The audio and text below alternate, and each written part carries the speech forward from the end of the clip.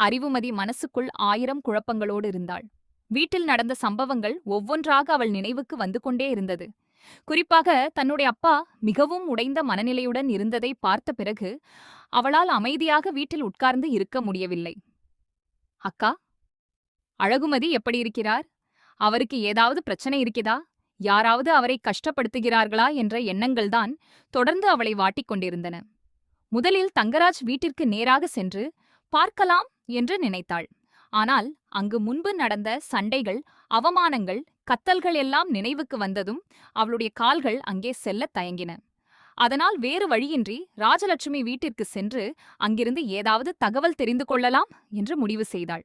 அப்படி மனதில் பல தயக்கங்களுடன் வீட்டை விட்டு கிளம்பிய அறிவுமதி இறுதியில் அந்த வீட்டின் வாசலில் வந்து நின்றாள். அப்பொழுது பெங்களூரில் வேலை முடித்துவிட்டு சித்தார்த் வீட்டிற்கு வந்திருந்தான்.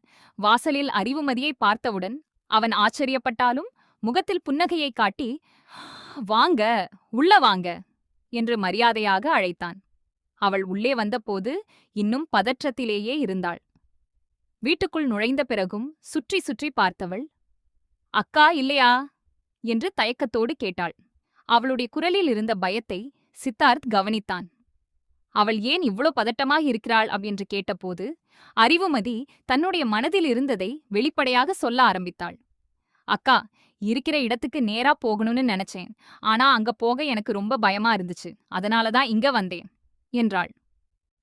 அவள் பேசும் ஒவ்வொரு வார்த்தையிலும் அச்சமும் கவலையும் கலந்திருந்தது. சித்தார்த் அதை புரிந்து கொண்டு அமைதியாக பேசினான். "பயப்பட வேண்டியதில்லை, நீ உட்காரு, எல்லாம் சரியாகிடும்" என்று ஆறுதல் கூறினான். அதற்குள் மலரும் வெளியே வந்தாள். அறிவுமதியை பார்த்ததும் மகிழ்ச்சியாக வரவேற்று அருகில் உட்கார வைத்தாள்.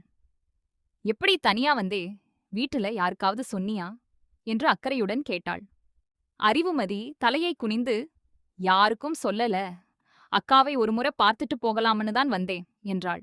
அந்த பதிலை கேட்ட மலருக்கு அவள் மேல் இன்னும் பாசம் அதிகரித்தது. இவ்வளவு சிறிய வயதில் குடும்பத்தின் சுமையை மனதில் சுமந்து கொண்டு நடக்கிறாள் என்று எண்ணி வருந்தினாள். அவளை அமைதிப்படுத்த வேண்டும் என்பதற்காக காபி செய்து கொண்டு வருவதாக சொல்லிவிட்டு சமையலறைக்குள் சென்றாள். அறிவுமதி கையில் காபி கப் வைத்துக் கொண்டு அமைதியாக உட்கார்ந்திருந்தாள். அவளுக்கு அந்த வீட்டில் எந்தத்த தவறும் செய்யாதிருந்தும் ஒருவிதமான சங்கடம் இருந்தது. அப்பொழுது வெளியே இருந்து ராஜலட்சுமியும் ராகவனும் வீட்டிற்குள் வந்தார்கள். உள்ளே யாரோ உட்கார்ந்திருப்பதை பார்த்த ராஜலட்சுமி முதலில் கவனிக்கவில்லை. ஆனால் அருகே வந்தபோது அது அறிவுமதி என்பதை பார்த்ததும் முகம் உடனே மாறிவிட்டது. "நீ அழகுமதியோட தங்கச்சிதானே?" என்று கேட்டாள். அறிவுமதி மரியாதையாக எழுந்து நின்று, "ஆமா அத்தை" என்றாள்.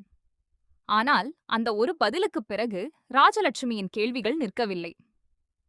"இந்த நேரத்துல நீ இங்கே என்ன பண்ணிட்டே இருக்க? உன் அக்கா இங்க இல்லைன்னு தெரியாதா?" என்று கேட்டாள்.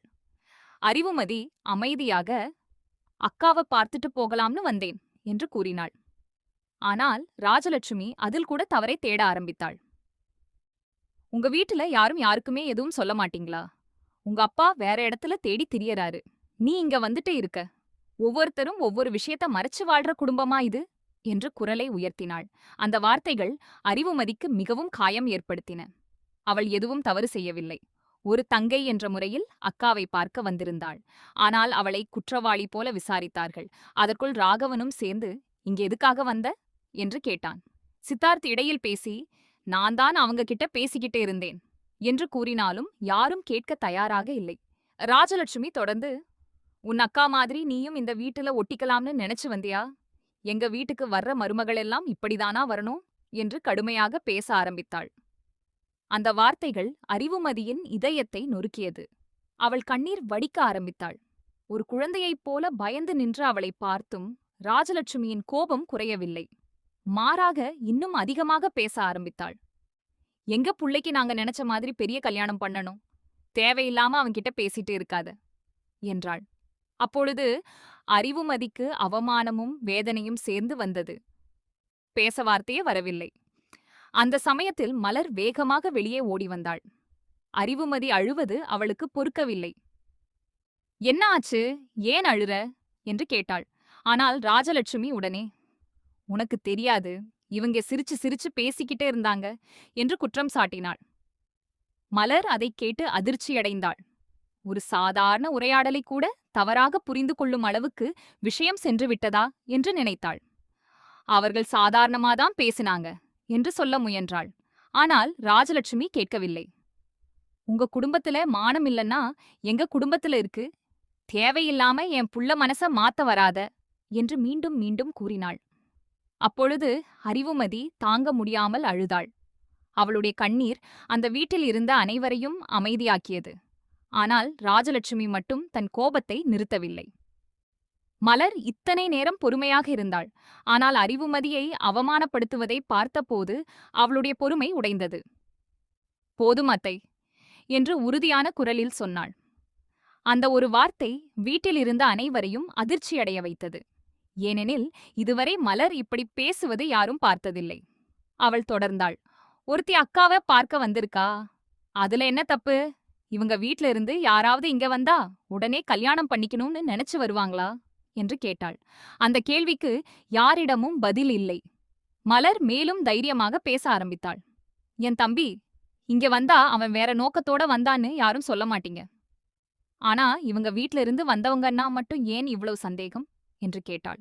அவளுடைய ஒவ்வொரு வார்த்தையும் ராஜலட்சுமியின் குற்றச்சாட்டுகளுக்கு நேரடியான பதிலாக இருந்தது. ராஜலட்சுமி இதை எதிர்பார்க்கவில்லை. இதுவரை தன்னிடம் எதிர்த்து யாரும் பேசாததால் மலரின் தைரியம் அவளுக்கு அதிர்ச்சியாக இருந்தது. உன் அக்கா சொல்லிக் கொடுத்ததால் தான் இப்படி பேசுற என்று குற்றம் சாட்டினாள். ஆனால் மலர் அமைதியாக, இல்ல, நான் பார்க்கிறதை தான் பேசுறேன் என்றாள். அவள் தொடர்ந்து, எல்லா பிரச்சனைக்கும் அழகுமதி காரணமில்ல. உண்மையை சொன்னா உங்க பேச்சுதான் காரணம் என்று கூறினாள். அந்த வார்த்தைகள் அங்கே இருந்த அனைவரையும் சிந்திக்க வைத்தன. ராகவனும் பாக்கியராஜும் ஒருவரை ஒருவர் பார்த்து கொண்டனர். ஏனெனில் மலர் சொன்னதில் உண்மை இருப்பதை அவர்கள் மறுக்க முடியவில்லை. ஆனால் ராஜலட்சுமி தன்னுடைய தவறை ஒப்புக்கொள்ள தயாராக இல்லை. வீட்டில் பதற்றமான அமைதி நிலவியது. அறிவுமதி இன்னும் அழுது கொண்டே நின்றாள். அவளை பார்த்த மலர் அருகில் சென்று தோளில் கை வைத்தாள். நீ எதுக்கும் கவலைப்படாத, தப்பு செய்யாத நீ ஏன் அழணும் என்று கேட்டாள். அந்த வார்த்தைகள் அறிவுமதிக்கு சிறிது தைரியம் தந்தன. அக்கா, நான் வந்ததே தப்பா போயிடுச்சு என்று அவள் சொன்னாள். உடனே மலர், இல்ல, தப்பு நீ செய்யல, உன்னை தப்பா நினைக்கிறவங்க தான் தப்பு பண்றாங்க என்றாள். அந்த அன்பான வார்த்தைகள் அறிவுமதியின் மனதை தொட்டன. அவள் முதல் முறையாக தலையை நிமிர்ந்து நின்றாள். இதற்கிடையில் பாக்கியராஜ் வீட்டிற்கு வந்தான். வீட்டுக்குள் நடந்து கொண்டிருக்கும் சண்டையை பார்த்ததும் அவன் அதிர்ச்சியடைந்தான். என்ன நடந்தது அப்படின்னு கேட்டபோது யாரும் உடனே பதில் சொல்லவில்லை. மலர்தான் நடந்த அனைத்தையும் விளக்கினாள். ஒரு சின்ன பொண்ணை இவ்வளவு கேள்வி கேட்டு அழ வச்சிருக்காங்க என்றாள். பாக்கியராஜ் கேட்டபோது அவனுக்கும் வருத்தமாக இருந்தது. அறிவுமதியை பார்த்து, நீ மனசு வச்சுக்காத என்று கூறினான். ஆனால் ராஜலட்சுமி அதையும் ஏற்கவில்லை. இவ இங்க வந்ததே தப்பு என்று மீண்டும் கூறினாள். அதைக் கேட்ட மலர் மேலும் கோபமடைந்தாள். ஒரு வீட்டுக்கு வந்த விருந்தாளியை இப்படி நடத்துறது சரியா என்று மலர் கேட்டாள். நியாயமா பேசுறவங்கள வாய அடைக்கணும்னு நினைக்கிறீங்க, ஆனா தப்பா பேசுறவங்கள யாரும் நிறுத்த மாட்டீங்க என்றாள். அந்த வார்த்தைகள் ராகவனையும் சிந்திக்க வைத்தன. ஏனெனில் இதுவரை அவர் ராஜலட்சுமி சொல்வதை மட்டுமே கேட்டிருந்தார். ஆனால் இப்போது மலரின் பார்வையிலிருந்து விஷயங்களை பார்த்தபோது உண்மை வேற மாதிரி இருப்பது புரிந்தது. அறிவுமதியை பார்த்து அவர் கூட வருந்தினார். ஆனால் அந்த நேரத்தில் அதை வெளிப்படையாக சொல்ல முடியவில்லை. மலர் தொடர்ந்து பேசினாள்.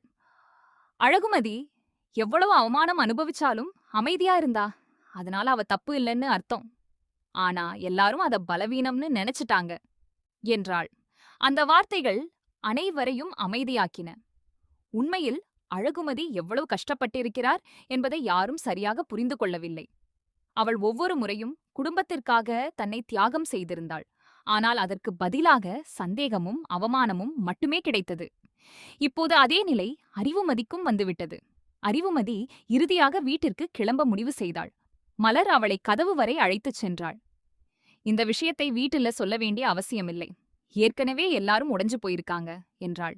அறிவுமதி தலையசைத்தாள். அக்காவை பார்த்துக்கோங்க என்று மட்டும் சொல்லிவிட்டு கிளம்பினாள். அவள் வெளியே சென்ற பிறகும் அந்த வீட்டில் ஏற்பட்ட அமைதி மிகவும் கனமாக இருந்தது. யாரும் உடனே பேசவில்லை. ஒவ்வொருவரும் தங்களது எண்ணங்களில் மூழ்கியிருந்தனர். அப்பொழுது ராஜலட்சுமி மீண்டும் கோபமாக, இதுக்கு மேல இந்த வீட்டுல அவ இருக்கக்கூடாது, என்று மலரை குறித்து பேசினாள். ஆனால் அந்த முறை பாக்கியராஜ் அமைதியாக இருக்கவில்லை. மலர் இல்லாத இடத்துல நானும் இருக்க மாட்டேன் என்றான். அந்த பதில் ராஜலட்சுமிக்கும் ராகவனுக்கும் பெரிய அதிர்ச்சியாக இருந்தது. இதுவரை குடும்பத்திற்காக அமைதியாக இருந்த மகன் முதல் முறையாக தன் மனைவியின் பக்கம் நின்றான். நாங்க எல்லாரும் வெளியே போறோம் என்ற அவனுடைய வார்த்தைகள் அந்த வீட்டை முழுவதுமாக உலுக்கியது. ராஜலட்சுமி அதை கேட்டதும் அழ ஆரம்பித்தாள். குடும்பத்தை பிரிச்சுட்டாங்க என்று குற்றம் சாட்டினாள். ஆனால் இந்த முறை யாரும் அவளுடைய பேச்சை முழுமையாக ஏற்கவில்லை. ஏனெனில் உண்மையில் குடும்பத்தை பிரித்தது யார் என்ற கேள்வி அனைவரின் மனதிலும் எழுந்துவிட்டது. மலர் அமைதியாக, எங்களை யாரும் பிரிக்கல, உங்க வார்த்தைகள்தான் பிரிச்சது என்றாள். அந்த பதில் அனைவரையும் அமைதியாக்கியது.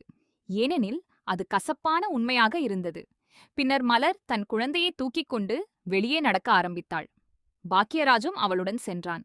அவர்கள் வீட்டை விட்டு வெளியேறும்போது யாரும் தடுக்கவில்லை.